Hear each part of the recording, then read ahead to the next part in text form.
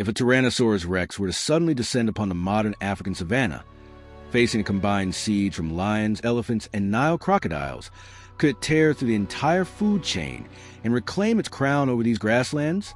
At this moment, beneath the scorching equatorial sun of the Maasai Mara in East Africa, a dull, muffled boom suddenly echoes through the air.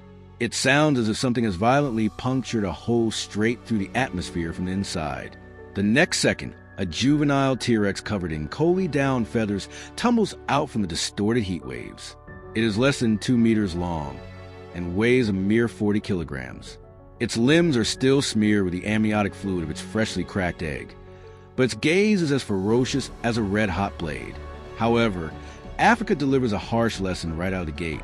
The oxygen content of the equatorial air is nearly 5 percentage points thinner than it was in the Cretaceous period, because its dual respiratory system is far from fully developed.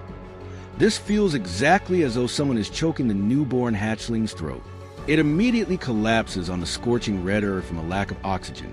The ground temperature is 58 degrees Celsius, searing the delicate scales on its underbelly until they sizzle, making it look exactly like a little chick thrown onto a frying pan. Just as it struggles to stand, a 70-kilogram adult male leopard crouches low, silently gliding across the ground as it closes in. There is no fear in the leopard's eyes, only predatory calculation. This strange creature is weak. It can be eaten. The leopard pounces with sudden ferocity, aiming precisely for the back of its prey's neck. It has practiced this move its entire life and has never missed. But this time, things go wrong. Driven by raw, uncalculated instinct, the juvenile T-Rex swings its tail. That muscular, foraging tail hits the leopard's belly like an oak club, knocking it a full 2 meters away. The leopard crashes heavily to the ground, a sharp pang of pain radiating from its ribs. Flipping over hurriedly to its feet, the leopard stares at the dinosaur for a moment with an utterly bewildered expression, as if it had forgotten to check its horoscope before heading out today, then tucks its tail and vanishes quickly into the brush. It won the first encounter, but the taste of victory is far less tangible than the reality of hunger. It begins to look for food. Preys in the Cretaceous period ran at speeds roughly equivalent to a modern human riding a shared bicycle. In contrast, African wildebeests and zebras hit speeds of 70 kilometers per hour right out of the gate. The T-Rex sprints a dozen times, coming up empty every single time. The targets leave nothing behind but dust. By the third day, starved to the point of completely discarding its imperial dignity, the dinosaur lies beside a wildebeest skeleton picked clean by hyenas, staring down vultures to snatch a few bites of carrion. Just like that, the planetary emperor of 66 million years ago barely keeps itself alive on the African plains by scavenging trash. Yet, it grows every day, and it grows stronger every day. It is accumulating the most terrifying power through the most humiliating means. By the second year, this T-Rex has grown to a length of 4 meters and a weight of about 400 kilograms. It attempts its first active hunt, targeting a lone African Cape buffalo. This buffalo weighs a massive 800 kilograms, sporting 2 sweeping, curved horns on its head. Renowned as one of the African Big Five, even Pride of Lions think twice before crossing one. The T-Rex charges. Instead of fleeing, the buffalo charges right back, slamming its massive horns straight into the side of the T-Rex's belly, tossing it several meters back. A sharp, tearing pain rips through its ribs. The moment it stands back up, the buffalo charges again. This time, the T-Rex does not dodge. It lunges forward to meet the assault, opening its jaws to lock onto the buffalo's neck. Its lower jaw flexes with sudden force, producing a bone-chilling, sickening crunch. The buffalo thrashes violently, but that bite grip is like a hydraulic clamp that never lets go, tightening continuously. 3 minutes later, the struggling ceases. Panting heavily, the T-Rex looks down at the prey beneath its feet. Though injured, the outcome is undeniably a victory. This is its first true hunt since arriving in modern Africa. By the 5th year, the T-Rex has grown to a length of 8 meters and a weight approaching 2 tons. At a riverbank, it comes face to face with a male African lion. Behind the Lion King follow 7 lionesses, fanning out into a textbook hunting formation. The lionesses begin to spread out, silently flanking from the left and right. This is the most efficient collective hunting tactic on the African savanna. Before this formation, any prey's instinct would collapse before its reason could kick in. Two lionesses take the lead, lunging from the flanks and leaping onto the T-Rex's back, tearing savagely at the scales on the side of its neck. The T-Rex violently whips its body, bucking the lionesses off its back.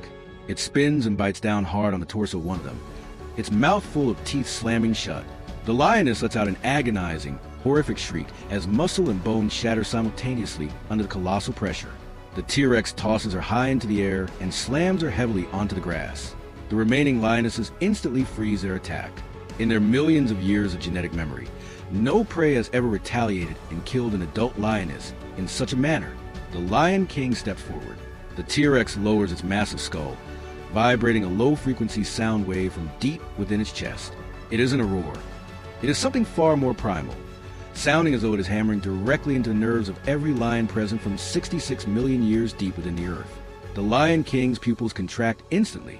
It freezes in place for 5 seconds before leading the remaining lionesses into a slow retreat back into the tall grass, leaving the carcass of the lioness behind. From that day on, no lion within a 30-kilometer radius dares to step into its territory. In the 6th year, a sudden ambush catches it off guard while drinking at a riverbank. A 6-meter-long adult Nile crocodile weighing 1 ton silently launches itself from the depths, clamping onto the T-Rex's right hind leg. It immediately initiates the Nile crocodile's most terrifying survival skill, the death roll. The violent rotational torque explodes instantly, attempting to drag the T-Rex into the riverbed to drown and dismember it. Sharp pain shoots up its entire leg. But the T-Rex does not panic. It suddenly channels power through its waist, violently hoisting its right leg upward, lifting the entire 1-ton crocodile clean out of the water. The crocodile twists violently midair. The T-Rex lowers its head, opens its massive jaws, and bites down vertically on the crocodile's torso. 8 tons of bite force slammed shut. This ancient predator, which had ruled African waterways for millions of years, appears utterly helpless before an even more ancient power. Its struggles are entirely futile as it is instantly snapped into 2 sections. A massive pool of crimson blooms across the river. A few wildebeest drinking on the opposite bank scatter in panic, never looking back. By the 7th year, it faces the ultimate test of the African continent. By now, the T-Rex's length has surpassed 10 meters, and its weight exceeds 4 tons. An adult male African elephant, weighing 6 tons, stands squarely in the middle of its path. The elephant flares its broad ears, raising its trunk to emit the low-frequency rumble that carries the ultimate authority on the African savanna. For millions of years, this declaration has echoed across this land, and no predator has ever ignored it. The T-Rex pauses for a single second, then continues to stride forward as if the elephant does not even exist. Enraged, the elephant lowers its head and charges at full speed. 2 tusks stab straight ahead, piercing deep into the muscles of the T-Rex's flank. Blinding pain explodes, forcing the T-Rex half a step back. This is the first time since arriving in modern Africa that it has been forced to retreat, but it is only this half step. It ducks its body swiftly to avoid a second ram from the tusks, using the entire weight of its skull to pin down the side of the elephant's neck. It then opens its massive jaws, sinking its row of bone-crushing teeth deep into the joint crevices of the elephant's cervical vertebrae, locking on with precision and refusing to loosen. The elephant struggles frantically, its 4 legs stomp with a force that makes the surrounding grassland tremble. However, once the cervical joints are locked by such a force, any struggling only accelerates a fracturing of the bones. A dull, muffled sound of bones snapping echoes far across the savanna. The elephant's limbs gradually lose their strength, and the 6-ton colossus crashes heavily to the ground. By the 10th year, this T-Rex has finally matured into its fully grown form, 13 meters long and weighing 9 tons. On the African savanna, no living creature dares to look it in the eye again. Pride of lions detour around it, hyenas fall silent, crocodiles submerge into the water, and elephant herds yield the path. The entire food chain has completed an absolute silent reordering. As night falls, a full moon hangs in the sky over the Maasai Mara. Walking with measured, leisurely strides over the red earth woven with blood and dust, the T-Rex climbs onto a high ridge overlooking the savanna. It opens its massive jaws and roars a primal, ancient true name into the African night sky, a sound tearing through 66 million years of time. The entire savanna falls dead silent. Not a single modern creature dares to offer a reply, and this silence is the highest form of submission this ancient land can offer. The Cretaceous Emperor, through 10 years of humiliation and bloody warfare, has carved its name back into history upon a land that never belonged to it.